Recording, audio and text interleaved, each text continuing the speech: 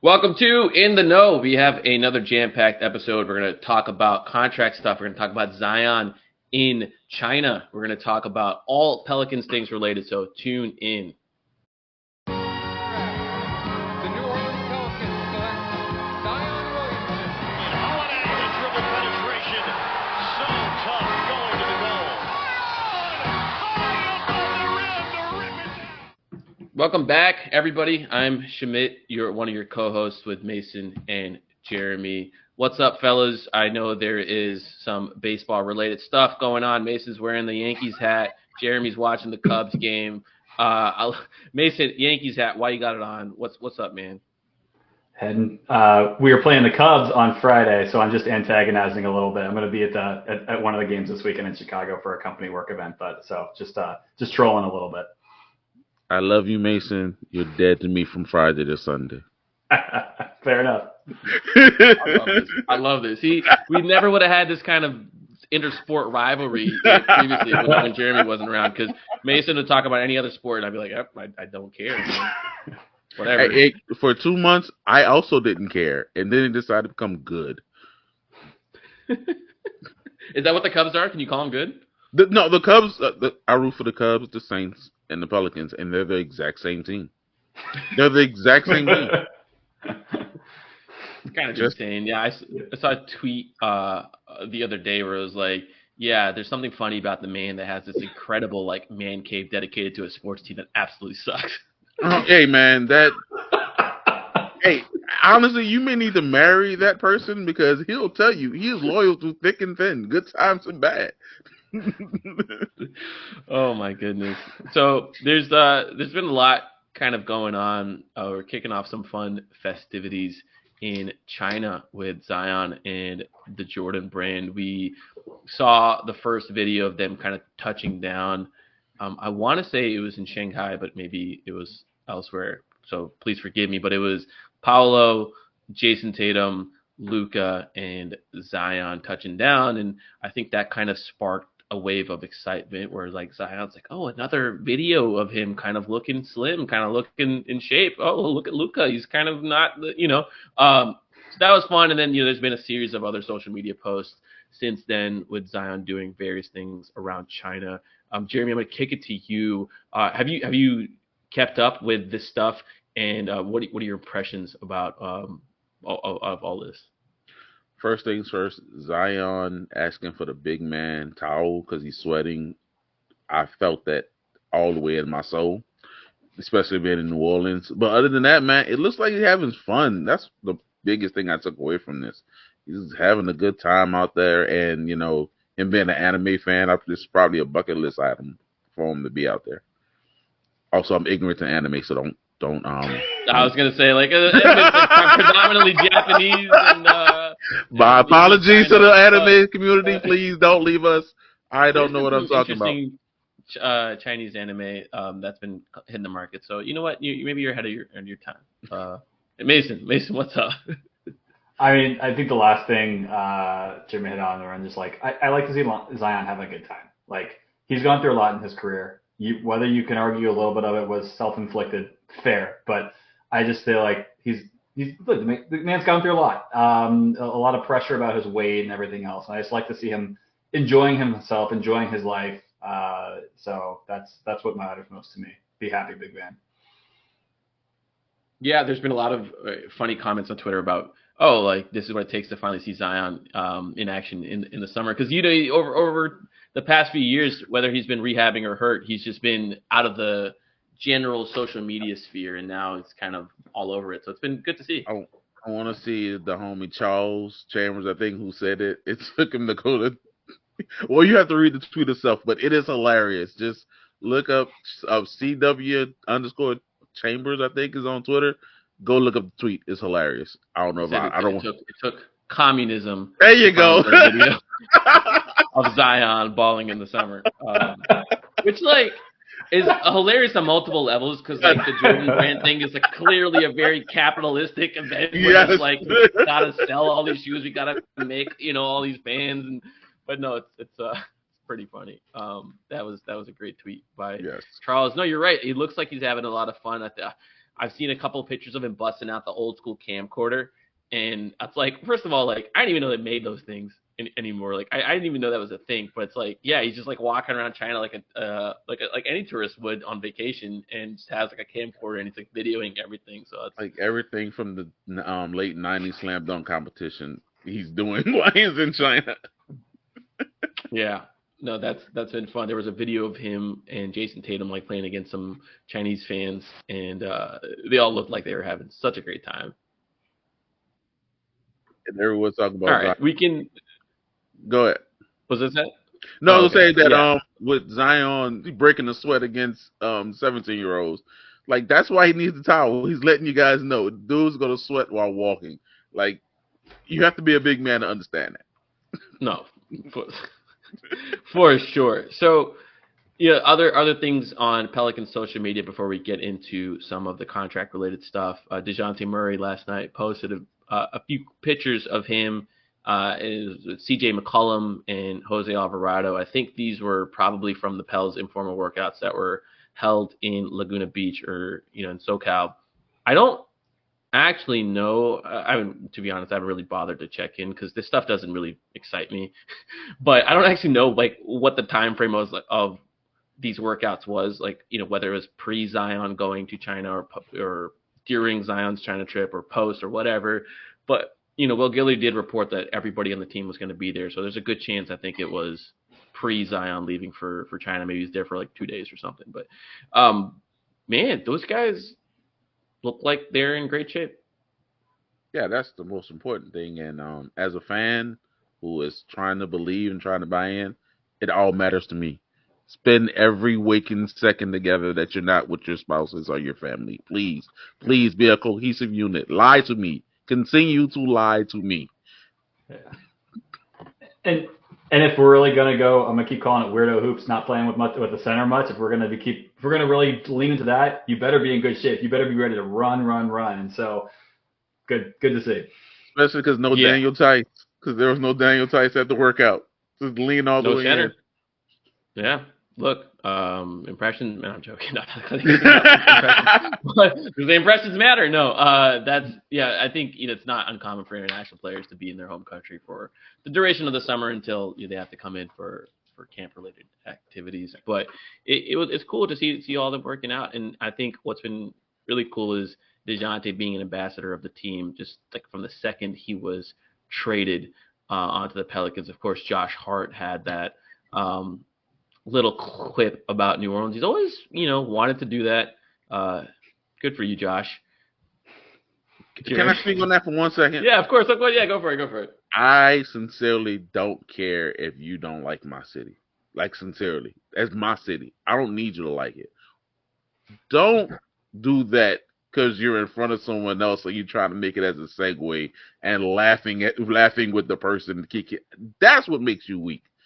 You ain't gotta like my city. It's just a work spot. But don't do it in impressing another dude. That's why you set it up like that, because you want to impress someone else. That's lame.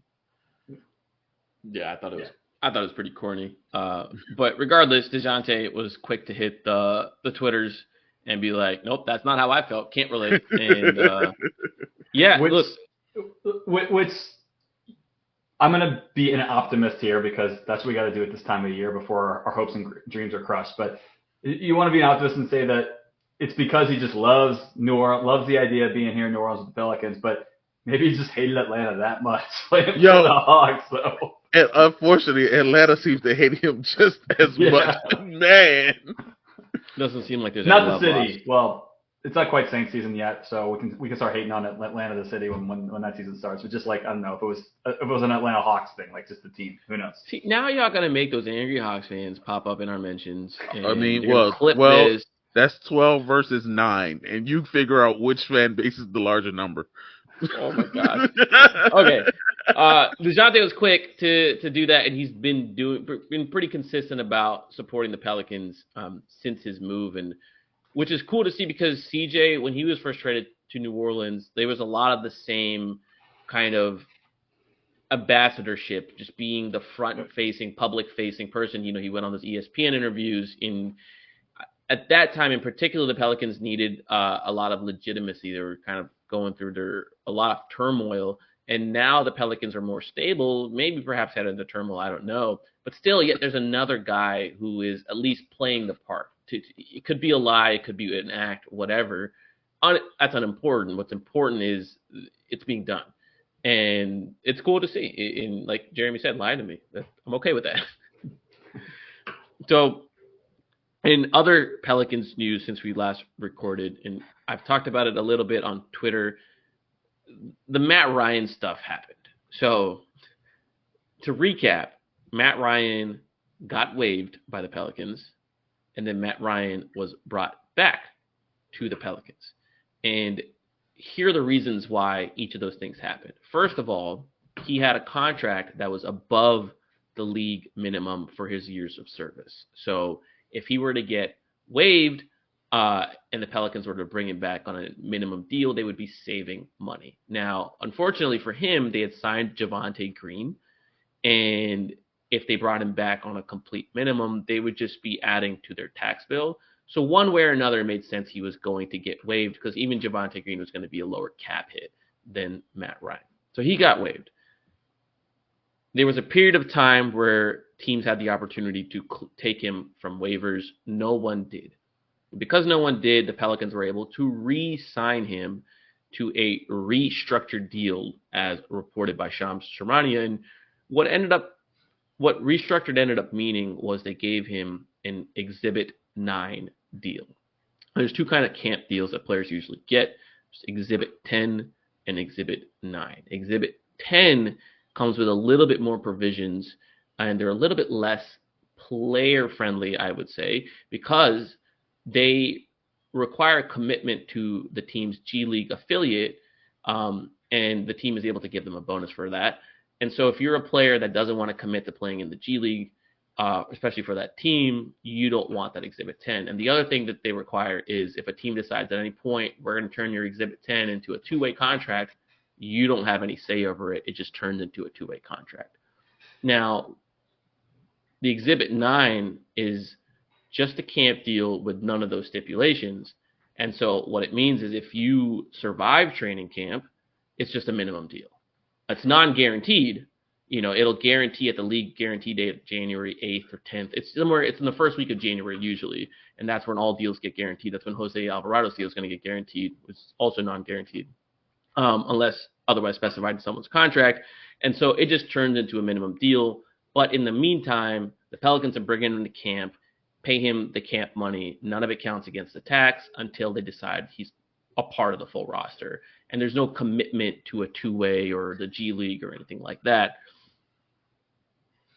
Matt Ryan's agency might have decided to go this route because they feel that he is worth more than a two-way, and they want to be on a full deal when going into camp and kind of keep their options open, because if they feel like they can get a two-way from any team, then maybe they won't take it from the Pelicans. They'll just take it from a team that's more likely to convert them to that 15th roster spot or whatever. So it may have been a decision from his agency, be like, cool, we're not taking the E10, we'll take the E9, and it'll allow us to keep our options open once camp ends, because if we make it through camp, we're just going to be on a minimum deal. That's great. That's a full deal. It's a roster deal, and we'll go from there. Setting aside all this technical CBA jargon. You see us sitting here like we're watching your daily videos. It's learning. Yeah, time for me to shut up and kick it to you guys. Jeremy, based on all of this information, one, what do you make of this kind of decision to have this little dance with the Pelicans? And two, how do you feel about his chances of making the roster as a 15th man out of camp? Making the roster may be harder than he imagines because there are a few dudes who are Willie guys, and if you can't hold up on the defensive end, you're not going to get playing time. You're not going to be part of the rotation. You may not make the roster. And as you brought up on your daily videos, that was my man named the Kane. Jamal Kane. He's a Willie guy. And no matter how many threes Matt can put in practice, no matter how much that may open up the offense, Willie's going to feel as though if I got 12 minutes, I want chaos over your three-point shooting. And that's going to be the determining factor. It's going to be year 4. We know how Woody's rotations go. We know who gets favor and catered over offensive guy versus defensive guy. So it's going to be hard, but I understand why Matt did it. He knows the team. He knows the organization. I do believe he's an NBA player, just maybe in the wrong situation for him. Mason, how do you feel about the little? And it's also a dance from the Pelicans end. They're kind of dancing with their cap situation, their tax situation, like that they have to make every penny count. Yeah, so like we talked about this. He's basically a contract employee, right? Like for all intents and purposes, like it's a good flexibility option for the Pelicans. If they decide they want to carry a 15th player into the season, they still have their separate two-way contract guys, and so they can bring him in as the 15th guy if they decide they don't really need him. Like, I mean, knock on wood, fully healthy Pelicans team shouldn't need a 15th roster spot, and so it depends on whether they think that that's something that they need, and they can balance the everyday, the incremental, very small tax hit that he requires. It's going to be a tax cap management game, and so I think he is likelier to get that 15th spot than any other player. But at the same time, it could be no one instead of him. So if you guys had a bet versus Pelicans carrying 14 versus 15, what would you favor? 14 is probably 180 minus 180 at the books right now. Yeah, that's what they. I feel like they do that a lot. Like the Pelicans have very frequently carried 14 guys instead of 15. And so and now there's a real. I mean, they're always kind of dancing right around the tax, right? But just below. But there is a real reason for them not to carry a 15th. So Maddie, as much as we love you, Maddie, you're not worth $18 million, and that's the dance they're going to continue to play. Yeah. Could not have said it better. Could not. I was going to be like, oh, there's another reason. If you do a Brandon Ingram trade and you get 2 people back, you don't have that roster spot. You want to keep it. No, $18 million is the number that you got to care about. Yes. And for listeners who are unaware of what this is referencing, this is the league distribution money that is projected right now because of the teams that are deep into the aprons, deep into the tax. When at the end of the year, everyone does the calculations, those teams will then cut a check to the league, and that gets distributed out to everybody else. And right now, that payout is a sweet $18 million. It was about $12 million last year. That's why Kyra had to go bye-bye. Yeah. Sorry, Kyra. That's $12 million, man. They Where's could he do now? so much with that money. I don't even know. Where's Kyra right now? He was on Utah. He was on Houston's summer league team. Oh, wow. And I don't think he made it to Houston's roster. So, man, poor Kyra. That's also a really deep roster to try to make a team, though. Yeah. Anyways, moving on more, and I apologize to the listeners because this bit's going to also require some talking from my part. And if you see some eyes glaze over, I will take full responsibility. But we're going to continue on. I would never show facial expressions. Not me. I don't ever do. I'm stone faced. Yeah, no, we love that. I'm just staring down CJ behind you, so I'm good. Yeah, you just that's just locked in. Anyways, we're gonna move on to the other dance that may play a role with the Pelicans cap and tax calculations. And that dance is the incentive structure of Dejounte Murray's contract.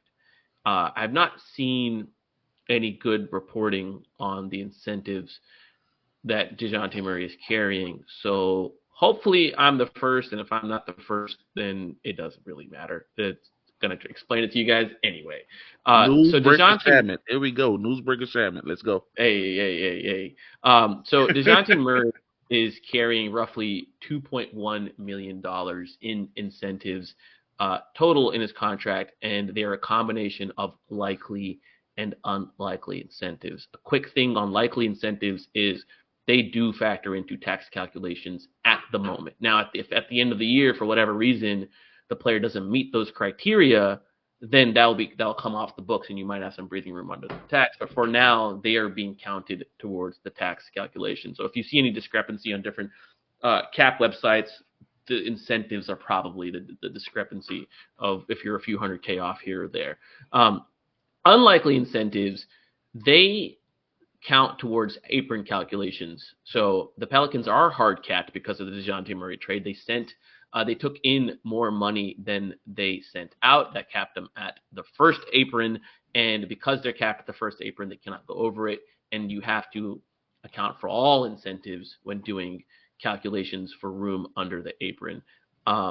So just a little bit, I don't think the Pelicans are going to get close to the apron. I mean, they are pretty close right now, to be honest, because of this whole Matt Ryan and everything else situation. But when it's all said and done, I think the Pelicans are going to collect their $18 million reimbursement and be well away from that apron and be under the tax. So let's talk about Dejounte Murray. We said that $18 million like it's a drop in a bucket. That's a low lot of money.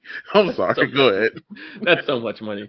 So let's talk about his incentives. Now let's talk about his 3 likely incentives first, and then we'll talk about his 5 unlikely incentives first. And now the way an incentive qualifies as likely is if the criteria was met the previous year. That's just how it's defined in the CBA. And he gets $233,333. $233,333. So 23333. Before you go, so there's I think a qualifier there. It needs to be made, and I think I got this right. But if a player gets traded, all the incentives apply to the new team, right? So if it was about just winning a certain number of games, now he's on the Pelicans. It's the Pelicans last season, not the Hawks last season, correct? 100%. And I will touch on that for an incentive that actually is kicking in right now that the Pelicans have to grapple with because of the tax. And it's why they had to delay the Dejounte trade actually to after the league year because it would have put him over the tax the previous year. Yes, so let's talk about his likely one. So I'm just going to say it's $230K for the sake of simplicity, but the number is 233,333. Repeating. It's divided up. So we're going to say $230K if the player makes at least 101 threes in the regular season. Actually, let's talk about these incentives before I go through all of them. That one's a likely. He hit over 200 last year. What do you guys make of this incentive? $230K for at least 101 threes hit in the season. Shouts out to his agent. He's hit over 100 threes the last 2 seasons, and he was at 96 the year before. That seems like good work by the agent. And we need the threes, so take them. Yep. Same. Yeah, shout out Rich Paul, baby. Okay, the next one, same number, $230K. If the player plays 65 regular season games and the team makes the playoffs, not the play-in, actual playoffs. That's the specified language. This is the one that triggered during the trade because the Pelicans made the playoffs. And he played 65 games. Again, any thoughts on this particular incentive? Hope he gets it again. Yeah, hey, we're not going to take this $18 million. By all means, play 82 and get a home court advantage. I think the trade-off is nice. So far, you can play 83, right? So you get however you want to do this, Dejounte, just keep making your money with the NBA Cup, right? You can play 83 regular season games. I think so. Does that count? I don't know if the IST finals counts as a game. Yeah, I don't think it's count technically as a regular season game. That's gonna come up at some point. Some guy just misses. Some guy's gonna miss. They're gonna have 65 games played. They say, "Oh no, I played in Vegas." It's gonna be an arbitration. Yeah. Oh my gosh. I think you're going to see a theme with these, that these are all very well-designed incentives that I think as a team you're happy to pay if they come to fruition. And as a player, that you can hit them. It's if you things that are generally within the players. Obviously, making the playoffs is the one that's slightly out of the player's control. But you can hit them for the most part. So that was likely incentive number 2. Likely also, incentive is that before you continue, is that a reason why Dejounte Murray wanted to leave Atlanta? Hey, this team has at least made the playoffs 2 of the last 3 years, and my man's making $30 million a season. I hope that's not one of the. Hey, we have limited earning potential, baby. I need every cent I can get. Well, not only that, he got the largest trade kicker in history from being traded. So that was a nice little $12 million. That's right. Yeah. So look, shout outs to Clutch. They did the right stuff on this contract Yes, here. sir. Yes, Okay. sir. Likely incentive number 3, again, 230K, or that's 233 number. 65 games played and attempts at least 2.5 free throws per game. Last season he attempted 3.4. In fact, the last 3 seasons it's been 3.6, 2.6, 3.4. So he's been ahead of that 2.5 number the last 3 seasons. It's a likely incentive. Any quick thoughts on that one? Pump it up to 5. Get into the paint more. Get some more contact. Blow that incentive out the water. We need it. Yeah. I don't think it's gonna I don't think that'll be in his head and impacting his daily play.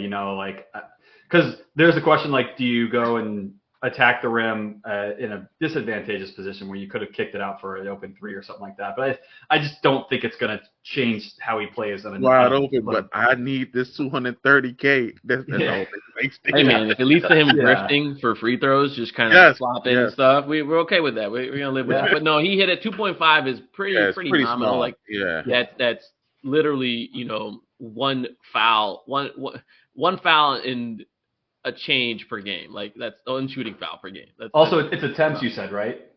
Yeah, and that makes just attempts. More nice work than just saying you got to make at least 2 free throws a game, right? Yeah, just 2.5 attempts. A shooting foul and have me take the technical free throw, and I make my money. Yeah. That's something to watch out for. That's not a bad call. Where like who's shooting the technical free throw? Me. We see Dejounte out there a lot. You might know why. kind of see where those averages are at. Look at that 2.5 number. No, look, I think this one... Wait, Trey Murphy shooting 90%. Why is this guy shooting the free throw? Oh goodness. So he all of these you'll kind of see, except for that first one that was 101 threes. All of these are multi-layered in that they're tied to first 65 games played.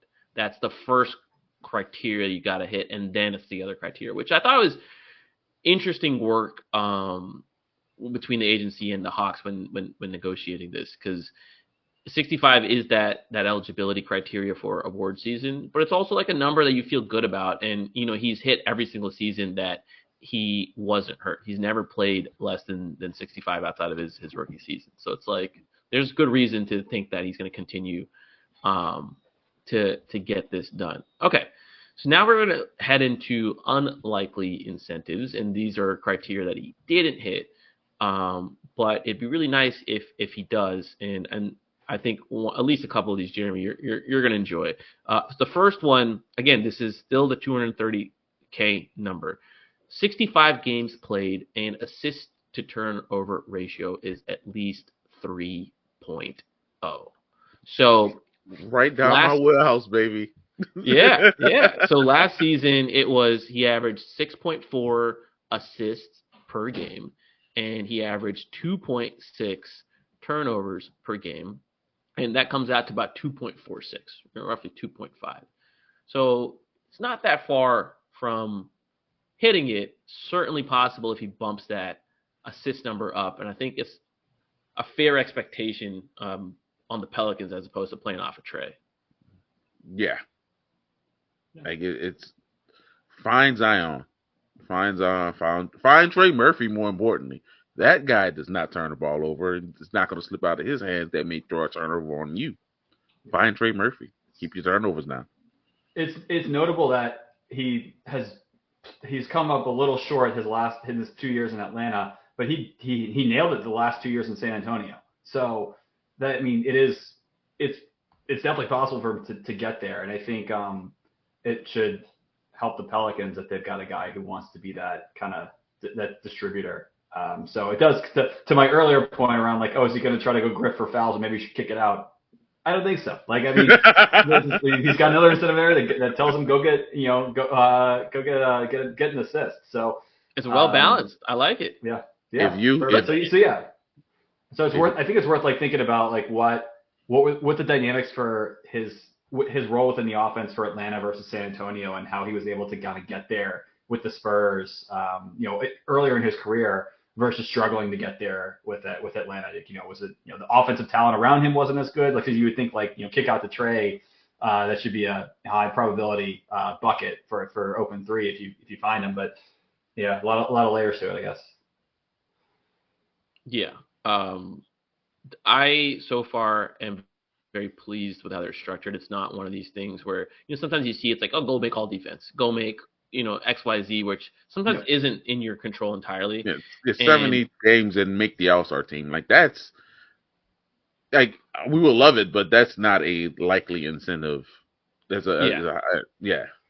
These are things that are very much going to help the team, and I think you're going to be very happy to pay Dejounte if he hits these benchmarks. And so far there's only been like 230K ish for all of these, so it's not like an insane number. And the number totals up to 2.1 million if he hits every single one of them, right? That's nothing. And if he hits every single one of them, I think he's going to be a very, very, very good player. That's like 1.25 Matt Ryan's though. Like, it's actually, I think it's like almost identical to the league minimum. Okay, so one Matt Ryan. Got it. Yeah. Maddie, I got some bad news about you making this roster. That's a no-brainer. If for Dejounte to hit every single incentive versus Matt Ryan being on the roster, I'll tell you which one I want. Hey, man, it's going to be January 3rd, and we're going to look at Dejounte's stats like, well, we don't need you shooting anyway. Hey, Matt, we love you. Don't take this as a Matt Ryan bashing podcast. We love you around these parts. No, sir. Yeah, we would never. Okay, the next one, again, unlikely. So we're in there's 5 unlikely. We just talked about one of them. This is the second one of the 5, 230-ish K for 65 games played and averages at least 6.5 rebounds per game. Need it. We need it. Do we have to say anything about that? Go watch the other podcast and wonder if we need rebounds. So he hit 6.4 this last season in Atlanta. I bet he was so mad. I think he was so mad. Just that one. That the point eyeballs he gave Clint Capella when he wouldn't let him grab a rebound. Wait, how many? He averaged 6.4. And this needs at least 6.5 to hit the incentive. I think you're looking at his assists. No. Oh, am I? Oh, you're right. He hit 5.3. 5.3. Whoops. Yeah. So that's even worse. It's even worse. So he. But again, he hit that his last 2 years in San Antonio. He got there. So he got 7.1 and 8.3 his last few years. Yeah. Yep. Yeah, 5.3 his last few years in Atlanta. Yeah, and I was like, he's got to start doing the Carmelo thing. Fuck out of here. Get the rebound. Anybody like, Trey Murphy coming fuck out of you, Trey. Easier for him to do it without a real center. So that's what I was about to say. He went on from Clint Capella to Daniel Tice. He's looking at that. He might have spent that 230. Yeah. Hey man, that's I like that one a lot. This one, Jeremy, I think you're gonna like a lot, and this one should be a piece of cake for him to hit on this team. I hope so. I really hope so.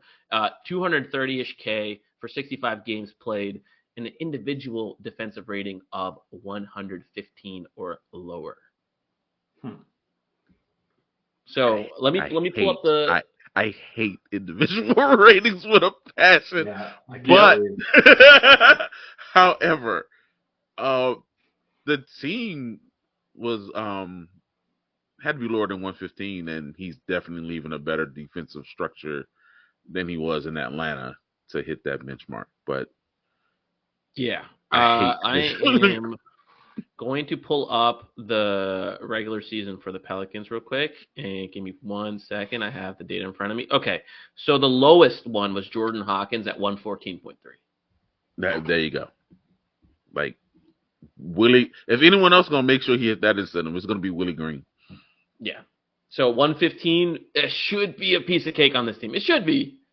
I hope so. I really hope so. So that one, we have other problems if they dip defensively when they have. How far away was that? How far away was he from likely on Atlanta? Damn. That's brutal. I don't know. Atlanta had terrible stuff, man. I don't know. I can probably look it up, but they were terrible. I am curious if it is the basketball reference defensive rating number, which is like a difference, like a combination of your I don't know, it's like a box score number rather than on court. I don't think it would be. I think it's I don't think the NBA uses that one.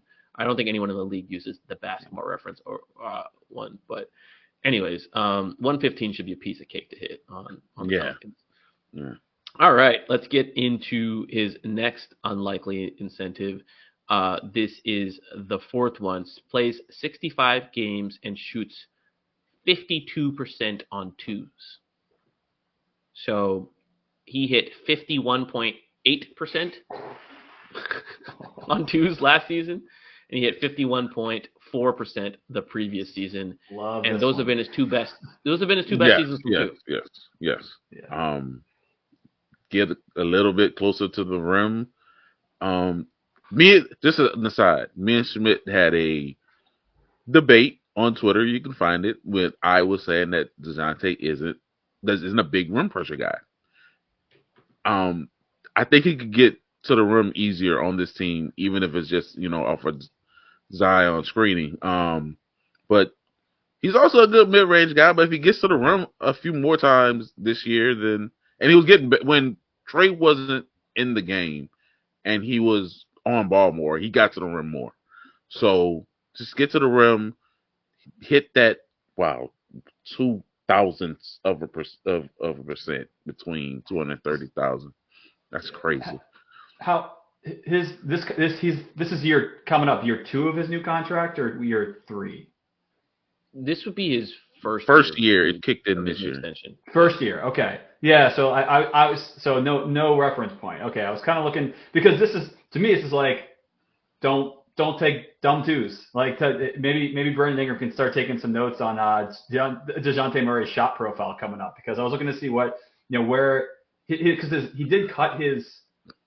So 22-23, his first year in Atlanta was by far his the highest of the last few years for him as far as percentage of shots taken from like kind of mid-range, like 16 foot to 3-point range. Yeah. So in 22-23, he was at 16%, and then he cut that in half this last season. So I was like, oh, did it kick in last year? But if it's this year's the first year, I just keep doing what you're doing then. Like maybe you see the number like between 10 and 16 also come down. That was 18% of his shots last year were between 10 and 16 feet. I wouldn't be surprised if you see more of that shift towards the 3 of the rim. I got one bit of thing that isn't necessarily shot selection, I don't think. He had an outlierly low year finishing at the rim. So his last 3 years prior to last year, he was 64.9%, 66.5%, 69.7%. And then all of a sudden last year, he was 58.1%. Yep. And then in the floater range, he was 46.4%, which is a career best. From that short mid-range, he was at 52.1%, which was very good. And that long two range, he was at 50.1%, basically. Mm-hmm. All numbers you could live with if he finished at the rim at 66%. So I'm curious, I talked to a Hawks fan like a few months ago about like why they thought that his finishing wasn't what it was. And they said that he was trying to get to the rim just a lot more than usual, and that was causing some like timing issues. I don't know if that bears out in the stats, because like the percentage of field goals at the rim, it is a jump from the previous year, but it's not what his numbers in San Antonio were at all. That's what I was looking at. Yeah. So I wonder if it was just funky spacing with their bigs, or just I don't know, just an outlier, just a bad year, just in general. Yeah, because you're right. If he gets back to his career average, like then he's over that number that he needs to get to overall. So maybe the shot profile thing helps, but probably you finish at the rim at the normal rate and it doesn't matter unless you start chucking way more long twos than you were before. Yeah. Yep. That would be an interesting thing to dive into, why he didn't finish quite as well at the rim. But I don't think there's any reason to think that it'll continue, given that the previous 3 years were 65% and above. So especially because his career high was in Atlanta, so that isn't a San Antonio versus Atlanta thing. Seems like a blip. Yeah, and I would have to dive into the data and see if it was just like it was more self-created than assisted or whatever it is. Just I'm sure there's something in there. Or anyways, I think it's achievable. Again, a good one. We want those two numbers to be pretty high, and maybe that incentivizes a shot profile change like you guys talked about, which is a good thing. Okay, the last unlikely incentive, and this is for the biggest hit. This is 466,666, so 460K or 466K basically. This is the largest incentive that he has, and it's 65 games played, and either of these two, 56% true shooting or team wins first round playoffs series. And so there are multiple levels to trigger this. First, obviously, you have to play 65 games, and then you can hit either or criteria, which is, I think, very player friendly and rewards you for doing the right things. The 56% true shooting, he was at 55.5%. Again, just right there. Right there, rounds up, but, right there. Right there. And then, obviously, win the first round series, which is not happening in Atlanta. And, the Pelicans didn't win a single game, so you'd be happy if they won the first round series to pay him that money. Yeah, and I think the way this one's a little bit different, and the reason it makes sense why this is the biggest dollar value one is because that's last year is the closest he's come to that number. Like before, he wasn't really even in striking distance. Looking at past seasons, like I wouldn't consider 54%. That's far enough to me to not be that close. So last year was the first year, so he's got to kind of build on that in order to get there. So I think it's achievable. I understand why this one might feel like the least likely of all these borderline likely unlikely scenarios. The team be happy to pay him because a first round win means they're getting paid playoff revenue, so they can easily give you the $466,000 for allowing them to get a first round win since 2018. 2018. That's crazy. They what's interesting about this is the other one where, like, if he had finished at the rim at his normal percentages, he probably hits that 56% true shooting. And so he's right there on so many of these, and I can certainly see a world where he hits the criteria for all 7 of them. Right? Obviously, if he doesn't play 65 games, then he can only hit one of them, and that would suck. And for multiple reasons. And at that point, I don't think if you're the Pelicans, you really care about if you're saving money. You're just like, man, I wish I had Dejounte for more than 65 games because that's what you want. You want your near all-star acquisition to play 82 games, 65 to 82 games. That's what you prefer. Which one? Yeah. I didn't realize one of them doesn't have the 65 games played. It's the 101 major. Yeah. Because of the volume stat. Yeah, it makes sense. Yeah. 101. I mean, if he could have done it in 40 games, or however many, half his games last year, based on how he hit threes last year. So good for him. And I think that's a great number. It's hopefully will be rub off on some of the other players on Pelicans. I'm not gonna name names at all. I'm not gonna name names. Anyways, I like it. I like how it's all in there. I think it's one of those things that the Pelicans, when they make any of their other future signings or consider the Matt Ryan situation or anything, they have to keep these numbers in mind because they are just so close. Their margins are so small with regards to all this stuff. And I think that's just kind of like what makes trading like Brandon a little bit more complicated because you have to thread a very fine needle with your salary. Or if you're giving them a new deal, you have to have a way out of the tax that is something else. So they're in this position that's not enviable. I'll say that. Well, speaking of 26 guys, GMs wouldn't trade places with them. I love you, Matt Ishmael. I love you and your quotes. It's so great. Speaking of contract dudes, can you hear me? Yeah. Oh, speaking of contracts, our favorite shooter who's up for a contract. You want to talk about him real quick? Trey Murphy III. Yes, people are concerned on Twitter that they don't hear anything, so it must be a terrible thing, even though we kind of touched on that last time. Yeah.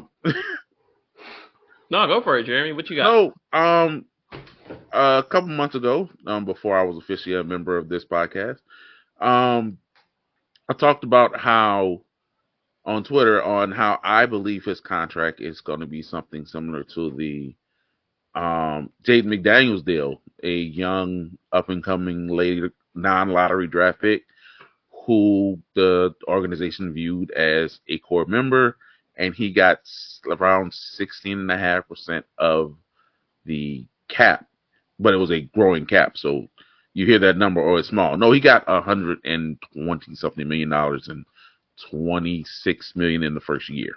So I was like, well, cap number increases. He probably gets 140 million, something of that way. Keith Smith at Spotrac also put in his future extension column. You should read that. And he said something similar. And our guy Shamit said it may be higher than that. And I just would like to go into the thought process why you believe he may garner more money. I think, one, the Emmanuel Quickley market kind of was a sticker shock, first of all, for a lot of folks. Shots out Emmanuel Quickley, man. And I think that just kind of set the floor for some of these guys. If you're Jalen Suggs, you want Emmanuel Quickley money. Like, you're not gonna take a penny less, right? You hit all defense. You want Emmanuel Quickley money. And I'm increasing my shooting percentage. Yeah, right, you shot 40%. Yeah. From three. If you're any of these restricted guys, Jalen Johnson, all the Jalen's like we talked about last week. Yes. And and if you're Trey Murphy, that 170 number, and some of it's with incentives, right? It's like 155, and then you got to trigger some incentives to get up to 172, sure. So that puts you between 150 and 170, which your average annual value is over 30 million in either scenario, right? It's under 40, but it's over 30. Yeah. And that's kind of, I think, the numbers that the Pelicans are going to have to play around with. And if they do it correctly, it'll come out to about 20% of the cap, 21% of the cap.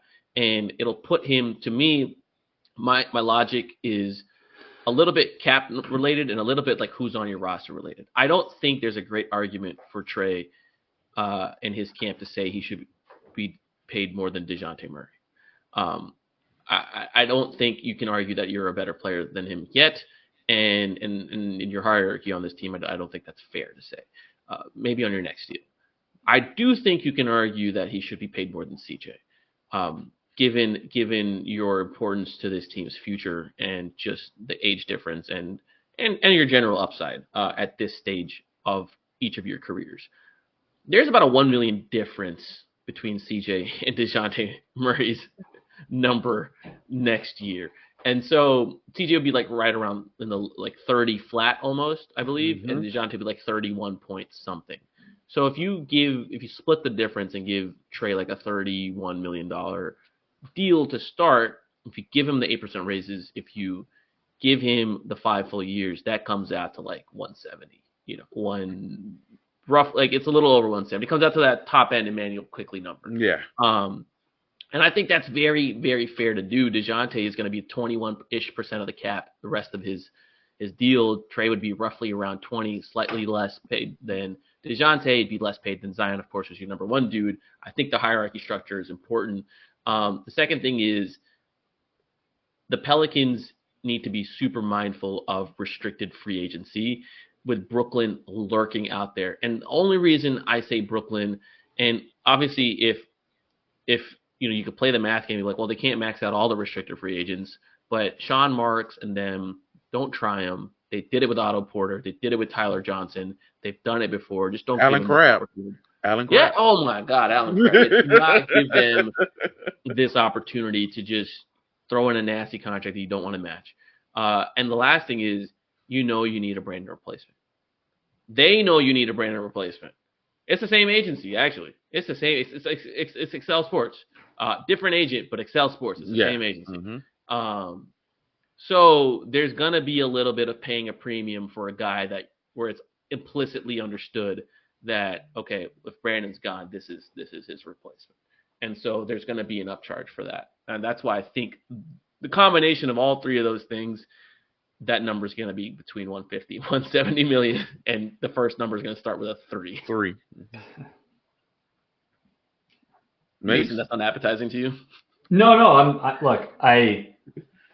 I guess I trust wherever this negotiation heads. Like your comments you made about it 2 weeks ago still ring true to me. Around both sides feeling good about it usually probably means that Trey Murphy's side feels a little better than the Pelicans do, but that's how this game works. And so I haven't seen the concern on social media. Like, is it about the value of the deal or whether or not the deal gets done?